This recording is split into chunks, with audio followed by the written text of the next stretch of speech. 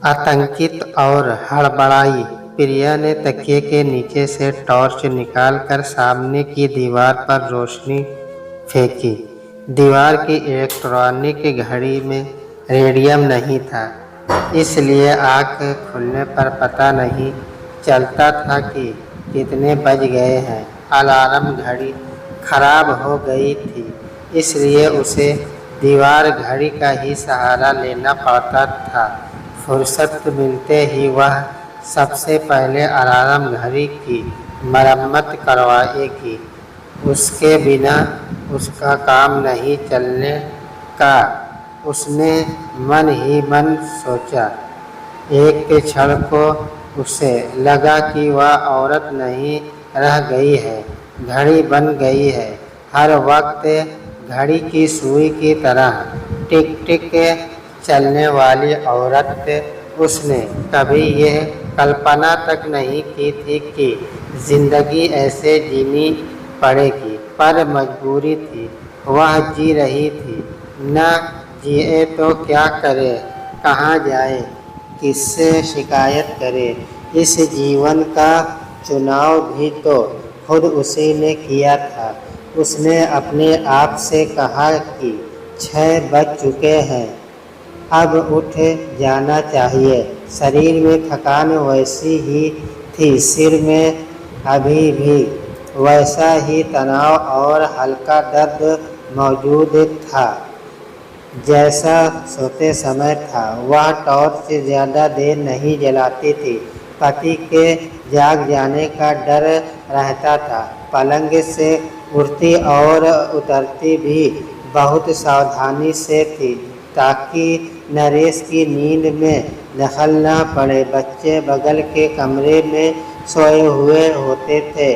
जब से अलार्म घड़ी बिगड़ी थी, वह रोज़ रात को आतंकित ही सोती थी। उसे यह डर सहज नहीं होने देता था कि कहीं सुबह आँख देर से न खुले, बच्चों को स्कूल के लिए देर न हो जाए। स्कूल की बस सड़क के मोड़ पर सुबह 7 बजे आ जाती थी। उससे पहले उसे बच्चों को तैयार कर वहाँ पहुँचाना पड़ता था। फिर आकर वह जल्दी जल्दी पानी भरती थी। अगर पानी 5 मिनट भी ज़्यादा देर से आता था तो वह जल्दी से नहा लेती, ताकि बर्तनों का पानी उसे अपने ऊपर न खर्च करना पड़े। सुबह वह दैनिक क्रियाओं से भी निश्चिंत होकर नहीं निपट पाती। बच्चों को जल्दी जल्दी टिफ़िन तैयार करके देने पड़ते। कभी वह आलू के भौरा पराठों की मांग करते तो कभी पूरियों के साथ तली हुई आलू की सब्जी की। कभी उसे ब्रेड के मसाला भरे रोल बनाकर देने पड़ते तो कभी समय कम होने पर टमाटर व दूसरी चीज़ों भर कर सैंडविच। हाथ बिल्कुल मशीन की तरह काम करते।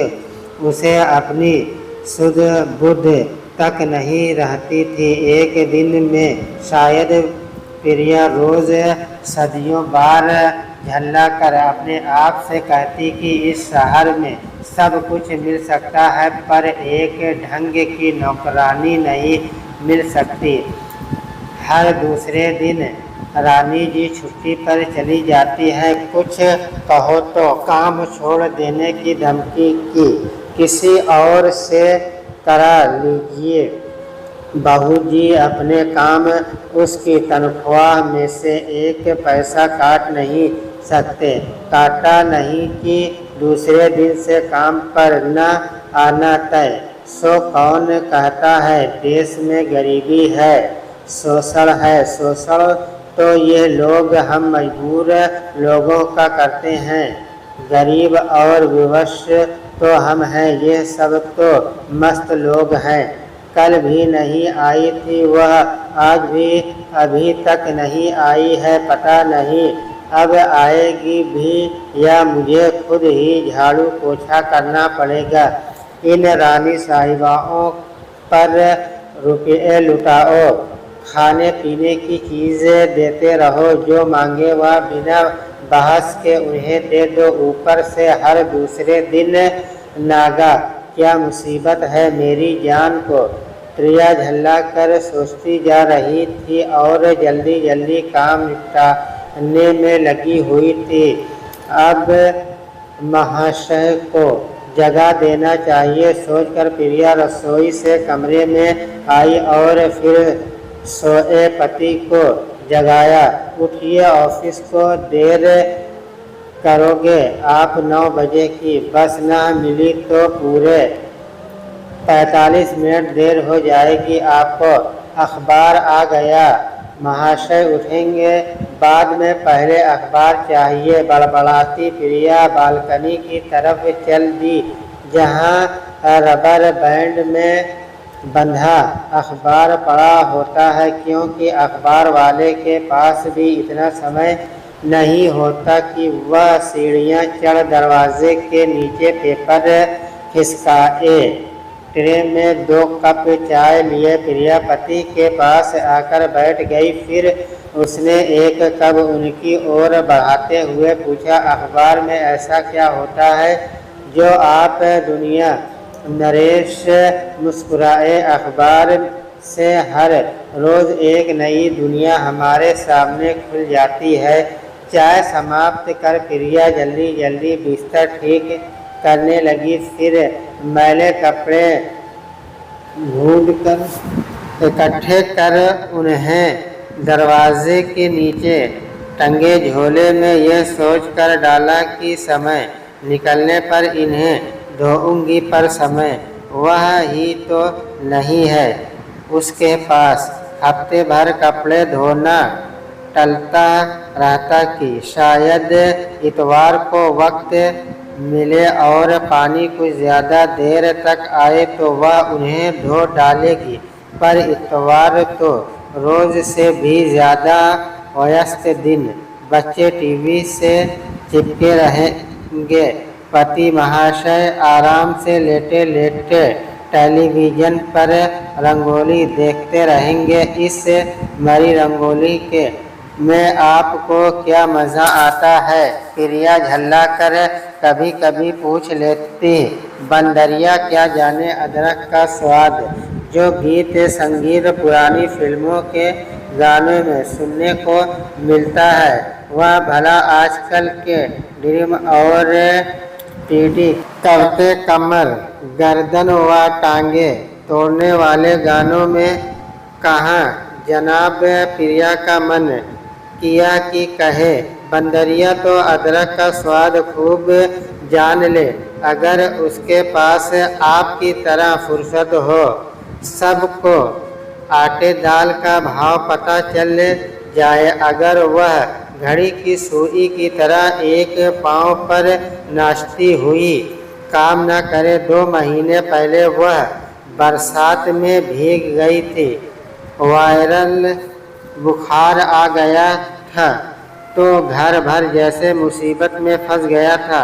पति महाशय ही नहीं झल्लाने लगे थे, बल्कि बच्चे भी परेशान हो उठे थे कि आप कब ठीक होंगी माँ, हमारा बहुत नुकसान हो रहा है आपके बीमार होने से।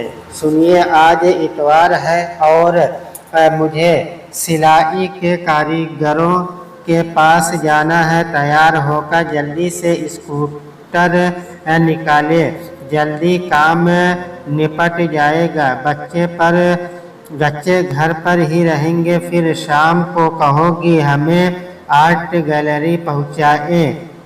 शीला जी से बात करनी है। सुनकर सचमुच प्रिया चौंकी। बाप रे, अच्छी याद दिलाई, मैं तो भूल ही गई थी। यह नरेश से प्रिया की मुलाकात अचानक ही हुई थी। नगर के प्रसिद्ध फैशन डिजाइनर इंस्टीट्यूट से प्रिया को डिग्री मिलते ही एक कंपनी में नौकरी मिल गई। दिल लगाकर काम करने के कारण वह विदेश जाने वाले सिले सिलाए कपड़ों की मुख्य डिजाइनर बन गई। नरेश अपनी किसी एक्सपोर्ट इनपोर्ट की कंपनी का प्रतिनिधि बनकर उन कंपनी में एक बड़ा ऑर्डर लेने आए तो मैनेजर ने उन्हें प्रिया के पास भेज दिया। नरेश से प्रिया की वो पहली मुलाकात थी। देर तक दोनों उपयुक्त नमूनों आदि पर बातचीत करते रहे। अंत में सौदा तय हो गया तो वह नरेश को लेकर मैनेजर के कक्ष में आ गई।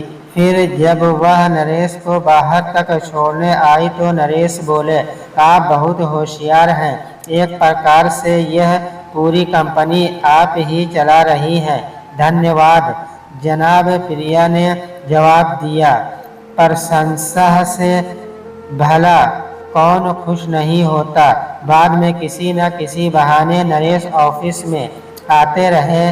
प्रिया को बहुत जल्दी एहसास हो गया कि महाशय के दिल में कुछ और है। एक दिन वह शाम को ऑफिस से बाहर निकल रही थी कि नरेश अपने स्कूटर पर आते नजर आए। पहले तो वह मुस्कुरा दी, पर दूसरे ही क्षण वह सावधान हो गई कि अजनबी आदमी से यूं सरेराह हंसते मुस्कुराते मिलना ठीक नहीं है। अगर बहुत जल्दी न हो आपको तो मैं आपके रेस्टोरेंट में कुछ देर बैठकर आपसे एक बात करना चाहता हूँ। नरेश ने पास आकर कहा। प्रिया इनकार नहीं कर पाई। उनके साथ रेस्टोरेंट की तरफ चल दी। वेटर को एक डोसा व कॉफी का ऑर्डर देकर नरेश प्रिया से बोले, भूख लगी है। आज सुबह से वक्त नहीं मिला खाने का। वह जानती थी कि यह सब असली बात को कहने की भूमिका है। वह चुप रही। नरेश उसे भी बहुत पसंद आए थे।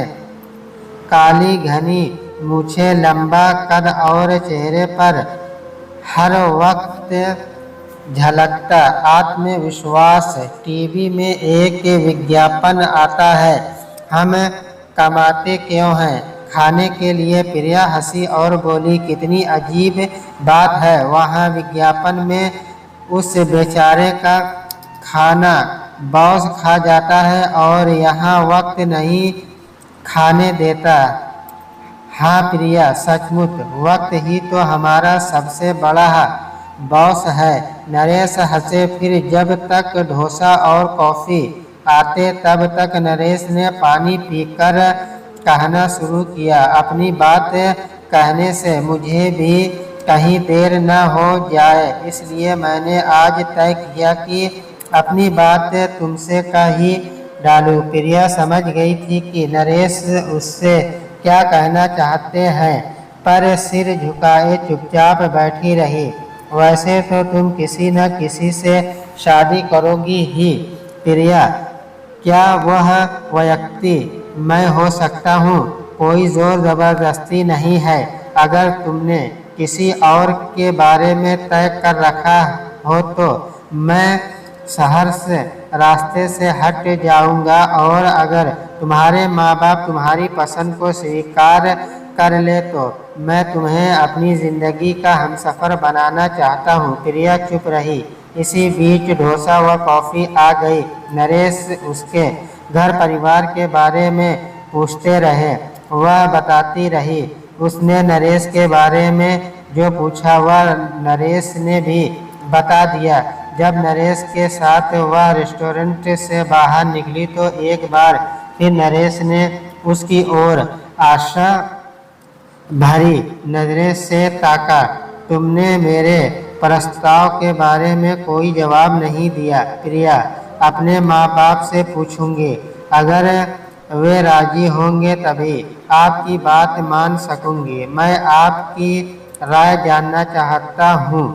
सहसा एक दूरी उनके बीच आ गई। क्यों एक लड़की को सब कुछ कहने के लिए विवश कर रहे हैं? वह लजा गई। हर बात कहनी जरूरी तो नहीं होती। धन्यवाद प्रिया, कहकर रमेश ने स्कूटर स्टार्ट कर दिया। चलो मैं तुम्हें घर छोड़ देता हूँ। उसके बाद जैसे सब कुछ पलक झपकते हो गया। उसने अपने घर जाकर माता पिता से बात की तो वे नाराज हुए, रिश्ते के लिए तैयार नहीं हुए। जाति बाधा बन गई। वह उदास मन से जब वापस लौटने लगी तो पिता उसे स्टेशन तक छोड़ने आए। तुम्हें वह लड़का हर तरह से ठीक लगता है? उन्होंने पूछा। प्रिया ने सिर्फ सिर हाँ में हिलाया। पिता कुछ देर सोचते रहे। जब गाड़ी चलने को हुई तो किसी तरह गले में फंसे अवबोध को साफ करते हुए बोले, बिरादरी में हमारी नाक कट जाएगी और कुछ नहीं प्रिया। वैसे तुम खुद अब समझदार हो, अपना भला बुरा स्वयं समझ सकती हो। बाद में कहीं कोई धोखा हुआ तो हमें दोष मत देना। माता पिता इस शादी से खुश नहीं थे, इसलिए प्रिया ने उनसे आर्थिक सहायता भी नहीं ली। नरेश ने भी अपने माता पिता से कोई आर्थिक सहायता नहीं ली। दोनों ने शादी कर ली। शादी में माँ बाप शामिल जरूर हुए पर अतिथि की तरह। विवाह कर घर बसाने के लिए अपनी सारी जमा पूंजी खर्च करने के बाद भी दोनों को अपने मित्रों सहेलियों से कुछ उधार लेना पड़ा था। उसे चुकाकर वे निपटे ही थे कि पहला बच्चा आ गया। उसके आने से न केवल खर्च बढ़े, कुछ समय के लिए प्रिया को अपनी नौकरी भी छोड़नी पड़ी। जब दूसरी कंपनी में आई तो उसे पहली जैसी सुविधाएं नहीं मिली। नरेश की भाग दौड़ और अधिक बढ़ गई थी। घर का खर्च चलाने के लिए वे दिन रात काम में जुटे रहने लगे थे। मैंने एक फ्लैट देखा है प्रिया, एक दिन नरेश ने अचानक कहा। नया बना है, तीसरी मंजिल पर है। पैसा कहाँ से आएगा? प्रिया नरेश की बात से खुश नहीं हुई। जानती थी कि फ्लैट जैसी महंगी चीज की कल्पना करना सपना है, पर दूसरे बच्चे की माँ बनते बनते प्रिया ने अपने आप को सचमुच एक नए फ्लैट में पाया, जिसकी कुछ कीमत चुकाई जा चुकी थी, पर अधिकांश की अधिक के ब्याज पर किस्तें बनी थी, जिन्हें दोनों अब तक लगातार चुकाते आ रहे थे। उसकी नई बनी सहेली ने प्रिया का परिचय एक दिन शीला से कराया। नगर की कलामर्ज है शीला जी, सहेली ने आगे कहा। अपने मकान के बाहर के 2 कमरों में कलादीर्घा स्थापित की है। आजकल चित्रकारी का फैशन है। इन दिनों हर कोई आधुनिक बनने की होड़ में नए पुराने प्रसिद्ध और कम जाने माने चित्रकारों के चित्र खरीदकर अपने घरों में लगा रहे हैं। एक एक चित्र की कीमत हजारों रुपये होती है। तू भी तो कभी चित्रकारी करती थी। अपने बनाए चित्र शीला जी को दिखाना। शायद ये है अपनी कला दीर्घा के लिए उन्हें चुन ले, और अगर उन्होंने कहीं उनकी प्रदर्शनी लगा दी तो मैं तेरा न केवल नाम होगा बल्कि इनाम भी मिलेगा। प्रिया शर्मा गई। मुझे चित्रकारी बहुत नहीं आती, बस ऐसे ही जो मन में आया उल्टे सीधे चित्र बना देती थी। न तो मैंने इसके विषय में कहीं से शिक्षा ली है और न ही किसी नामी चित्रकार से इस कला की बारीकियां जानी समझी है, लेकिन वह सचमुच उस वक्त चकित रह गई जब शीला जी ने बिना हिचक प्रिया के घर चलकर चित्र को देखना स्वीकार कर लिया। थोड़ी ही देर में तीनों प्रिया के घर पहुंची। 2 सूटकेसों में पॉलीथीन की बड़ी बड़ी थैलियों में ठीक से पैक करके रखे अपने सारे चित्रों को प्रिया ने उस दिन शीला जी के सामने पलंग पर पसार दिया। वे देर तक अपनी पैनी नजरों से उन्हें देखती रही, फिर बोली, अमृता शेरगिल से प्रभावित लगती हो तुम। प्रिया के लिए अमृता शेरगिल का नाम ही अनसुना था। वह हैरान सी उनकी तरह ताकती रही। अब चित्रकारी करना बंद कर दिया है क्या? हाँ, अब तो बस 3 चीजें याद रह गई है, नून, तेल और लकड़ी। हंसते वक्त उसे लगा जैसे वह रो पड़ेगी। शीला जी उस दिन उसके सारे चित्र अपने साथ ले गई। कुछ दिनों बाद ऑफिस में उनका फोन आया कि वे उन चित्रों की प्रदर्शनी अमृता शेरगिल और हुसैन जैसे नामी चित्रकारों के चित्रों के साथ लगाने जा रही है। सुनकर वह हैरान रह गई। प्रदर्शनी में वह अपनी सहेली और नरेश के साथ गई थी। तमाम दर्शकों, खरीदारों और पत्रकारों को देखकर वह पशोपेश में थी। पत्रकारों से बातचीत करने में उसे काफ़ी कठिनाई हुई थी, क्योंकि उनके सवालों के जवाब देने जैसी समझ और ज्ञान उसके पास नहीं था। जवाब शीला जी ने ही दिए थे। वापस लौटे वक्त शीला जी ने नरेश से कहा, आप बहुत सुखी हैं जो ऐसी हुनरमंद बीवी मिली है। देखना एक दिन इनका देश में ही नहीं विदेशों में भी नाम होगा। आप इनकी अन्य कार्यों में मदद किया करो ताकि ये ज़्यादा से ज़्यादा समय चित्रकारिता के लिए दे सकें। साथ ही यदि ये मेरे यहाँ आती जाती रहें तो मैं इन्हें आधुनिक चित्रकारिता की बारीकियां बता दूंगी। किसी भी कला को निखारने के लिए उसके इतिहास की जानकारी ही काफ़ी नहीं होती, बल्कि आधुनिक तेवर और रुझाव की जानने की ज़रूरत पड़ती है। नरेश के साथ उस दिन लौटते समय प्रिया कहीं खोई हुई थी। नरेश ही बोले, तुम तो सचमुच छिपी रुस्तम निकली प्रिया। मुझे तुम्हारा यह रूप ज्ञात ही न था। मैं तो तुम्हें सिर्फ एक कुशल डिजाइनर समझता था, पर तुम तो मनुष्य के मन को भी अपनी कल्पना के रंग में रंग कर सज्जित कर देती हो। व्यस्तता बहुत बढ़ गई थी।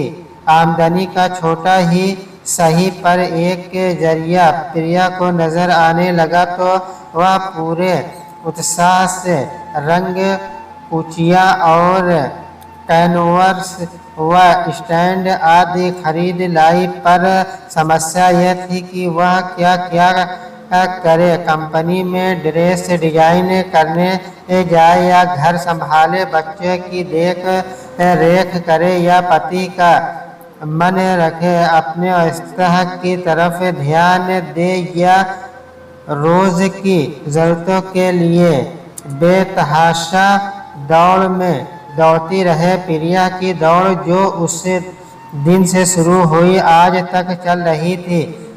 घर और बाहर की व्यस्तता में उसे अपनी सुध नहीं रही थी। अब हमें एक कार ले लेनी चाहिए, एक दिन नरेश ने कहा। प्रिया सुनकर चीख पड़ी, नहीं, बिल्कुल नहीं। क्यों भाई, क्यों? नरेश ने हैरानी से पूछा। फ्लैट के कर्ज से जैसे तैसे इतने सालों में अब कहीं जाकर हम मुक्त हो पाए हैं। प्रिया बोली, कुछ दिन तो चैन की सांस लेने दो। अब बच्चे भी बड़े हो रहे हैं, उनकी मांगे भी बढ़ती जा रही है। पहले होमवर्क में करा दिया करती थी, पर अब उनके गणित व विज्ञान बाप रे बाप क्या क्या पढ़ाया जाने लगा है। मैं तो बच्चों के लिए ट्यूटर की बात सोचकर ही घबरा रही हूँ कि इतने पैसे कहाँ से आएंगे। पर आपको अब कार लेने की सनक सवार हो गई। अरे भाई, आखिरकार इतनी बड़ी कलाकार का पति हूँ। शीला जी की कला दीर्घता में आता जाता हूँ। तुम्हें लेकर लोग देखते हैं कि बड़ा फटीचर पति मिला है। बेचारी को स्कूटर पर घुमाता है, कार तक नहीं लेकर दे सका। नाक तो मेरी कटती है न। नरेश ने हंसते हुए कहा। हाँ, माँ बाप ठीक कहते हैं। बच्चों ने भी नरेश के स्वर में स्वर मिलाया। अपनी कॉलोनी में साल भर पहले कुल 30 कारें थी, आज गिनिए 200 से ऊपर है। अब कार एक जरूरत की चीज बन गई है, जैसे टीवी, फ्रिज, गैस का चूल्हा आदि। आजकल हर किसी के पास ये सब चीजें हैं। माँ पागल हुई तो तुम लोग क्या? प्रिया बोली। कहाँ है हर किसी के पास ये सब चीजें? क्या हमारे पास वॉशिंग मशीन और बर्तन मांजने की मशीन है? कार ख्वाब की चीज है। टीवी, कुकर, स्टील के बर्तन और गैस है ही हमारे पास। किसी तरह तुम लोगों के सिर छिपाने के लिए हम यह निजी फ्लैट खरीद सके हैं। घर की नौकरानी रोज छुट्टी कर जाती है। काम का मुझे वक्त नहीं मिलता, पर करती हूँ यह सोचकर कि और कौन है जो करेगा। जरूरी क्या है तुम ही बताओ, कार या अन्य जरूरत की चीजें? तुम कुछ भी कहो। नरेश हंसे। घर की और चीजें आए या न आए, बंदा रोज रोज शीला जी या अन्य किसी के घर इस खटारा स्कूटर पर अपनी इतनी बड़ी कलाकार बीवी को लेकर नहीं जा सकता। आखिर हमारी भी कोई इज्जत है या नहीं? उस दिन प्रिया जीवन में पहली बार नरेश पर गुस्सा हुई, जब एक शाम वे लॉटरी के टिकट खरीद लाए। यह क्या तमाशा है नरेश? उसका स्वर एकदम सख्त हो गया। लॉटरी के टिकट? नरेश बोले। मुझे कार खरीदनी है और कहीं से पैसे की कोई गुंजाइश निकलती दिखाई नहीं देती। इसलिए सोचता हूँ अगर मुझे खोना चाहते हो तभी आज के बाद इन टिकटों को फिर खरीद कर लाना। मैं गरीबी में खुश हूँ। मैं दिन रात घड़ी की तरह काम कर सकती हूँ, मर खप सकती हूँ, भाग दौड़ करती हुई पूरी तरह खत्म हो सकती हूँ, पर यह जुआ नहीं खेलने दूंगी तुम्हें। इस घर में इससे हमें कुछ भी हासिल नहीं होगा सिवा बर्बादी के। प्रिया का कहाड़ा रूप देख कर उस दिन के बाद नरेश कभी लॉटरी के टिकट नहीं लाए। पर प्रिया की मुसीबतें कम नहीं हुई। बढ़ती महंगाई, बढ़ते खर्च और ज़रूरतों में सामंजस्य बैठाने में प्रिया पूरी तरह थकने लगी थी। नरेश में भी अब पहले वाला उत्साह नहीं रह गया था। प्रिया के सिर में भारीपन और दर्द रहने लगा था। वह नरेश से अपनी थकान व दर्द की चर्चा करती, पर डॉक्टर को ठीक से दिखाने का समय तक दोनों में से कोई नहीं निकाल पाता था। प्रिया को अब अक्सर शीला जी व अन्य कला पेशमियों के पास आना जाना पाता, पर वह नरेश के साथ स्कूटर पर या फिर बस से ही जाते।